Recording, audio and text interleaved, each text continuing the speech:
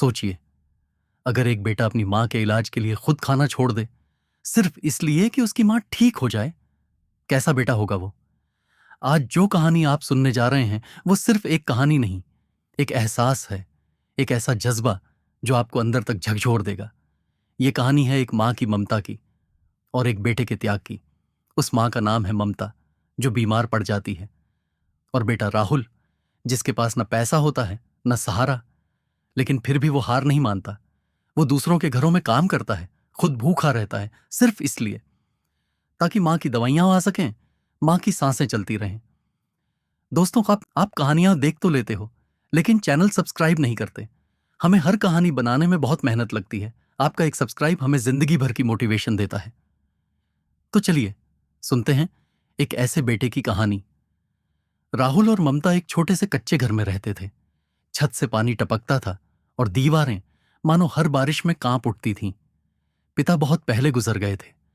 तब से ममता ही मां भी थी और बाप भी। सिलाई करके किसी तरह घर चलाती थी। राहुल पढ़ने में ठीक था, पर हालात ने उसे जल्दी बड़ा बना दिया। 8वीं के बाद स्कूल छोड़ना पड़ा, क्योंकि ममता की तबीयत बिगड़ने लगी थी। कमजोरी, चक्कर, थकावट। लेकिन ममता कुछ बताती नहीं थी।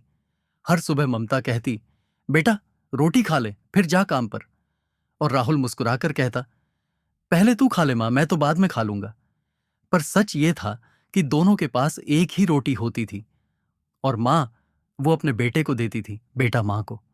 एक दिन ममता बेहोश हो गई। राहुल भागा भागा सरकारी अस्पताल ले गया। डॉक्टरों ने चेकअप किया और बोले, लीवर में इन्फेक्शन है, इलाज तुरंत शुरू करना होगा, वरना हालत बिगड़ सकती है।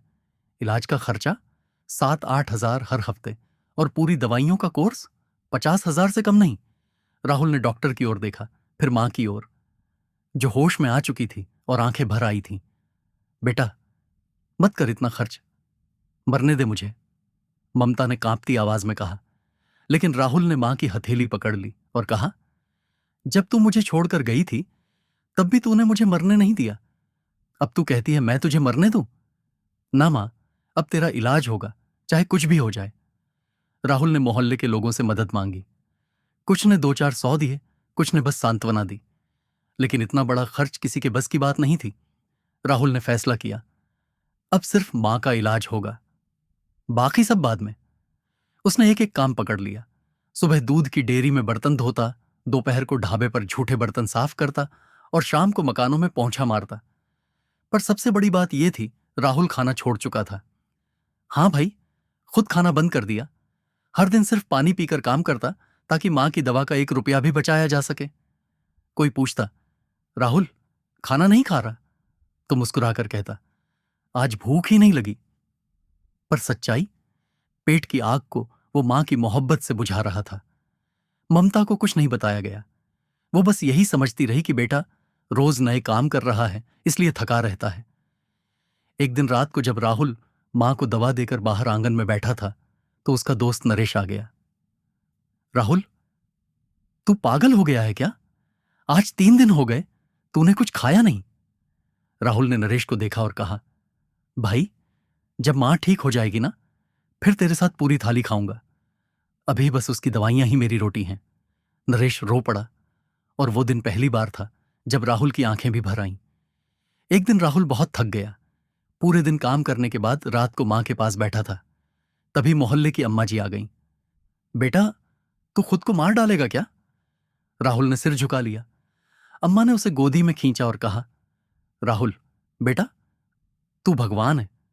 तेरे जैसे बेटे दुनिया में मिसाल होते हैं, पर खुद को भी जिंदा रख, तभी मां को बचा पाएगा। धीरे धीरे मोहल्ले में सबको पता चलने लगा कि राहुल क्या कर रहा है। लोगों ने खाना देना शुरू किया। चुपचाप उसके थैले में रोटियां रख जाते। किसी ने दवाओं का खर्चा उठा लिया, किसी ने जांच का। और जब यह सब हो रहा था, राहुल रोज मां के पैरों में तेल लगाता, उसकी चप्पल ठीक करता और कहता, जल्दी ठीक हो जाना मां, मैं तुझे फिर मंदिर लेकर जाऊंगा, जैसा तू बचपन में मुझे ले जाती थी। 3 महीने बीत गए। इलाज चलता रहा, राहुल का त्याग चलता रहा। और फिर एक दिन डॉक्टर ने कहा, अब हालत पहले से काफी बेहतर है, अगला हफ्ता आखिर ही होगा। राहुल ने मां का चेहरा देखा। थोड़ी रोशनी आ गई थी उसमें, आंखों में चमक थी। और फिर उसने मां का हाथ पकड़कर कहा, देख मां, तू जीत गई, तू ठीक हो गई? ममता ने मुस्कुराकर कहा। नहीं बेटा, तू जीत गया। तेरी ममता मेरी बीमारी से बड़ी निकली। अगले दिन जब ममता चलकर खुद रसोई तक गई तो राहुल उसे देखता रह गया। ममता ने कहा, अब रोटी मैं बना रही हूं, आज तू खाएगा। राहुल कुछ बोल ना सका और जैसे ही वो रोटी लेकर आई, ममता ने थाली रख दी, राहुल को गले से लगा लिया और फूट फूट कर रो पड़ी। तू भूखा रहा बेटा, तूने खुद को मिटा दिया मेरी जिंदगी के लिए। राहुल बस इतना बोला, मां, तू है तो सब है, तेरे बिना कुछ नहीं। ममता ने उसे चूम लिया। आंसू उसके गालों पर बह रहे थे और कह रही थी, मेरा बेटा, मेरा भगवान। भाई, जब भी मैं राहुल को देखता हूं तो एक बात समझ आता है, मां के लिए जो बेटा सब कुछ छोड़ दे वही सच्चा बेटा होता है। और अगर तू कभी अपने जीवन में परेशान हो तो एक बार उस राहुल को याद करना जिसने मां के लिए खुद की भूख, आराम और जिंदगी की सारी खुशी छोड़ दी। उसका नाम आज कोई अखबार में नहीं छपा, पर हमारी आंखों में हमेशा रहेगा। अगर इस कहानी ने आपकी आंखें नम कर दी हों, अगर आपको भी अपनी मां की याद आ गई हो, तो इस वीडियो को एक प्यारा सा लाइक जरूर दीजिए। और अगर आपके दिल में भी ममता और राहुल जैसे रिश्तों की कद्र है तो इस कहानी को शेयर कीजिए, ताकि ये प्यार और त्याग की मिसाल ज्यादा से ज्यादा लोगों तक पहुंच सके।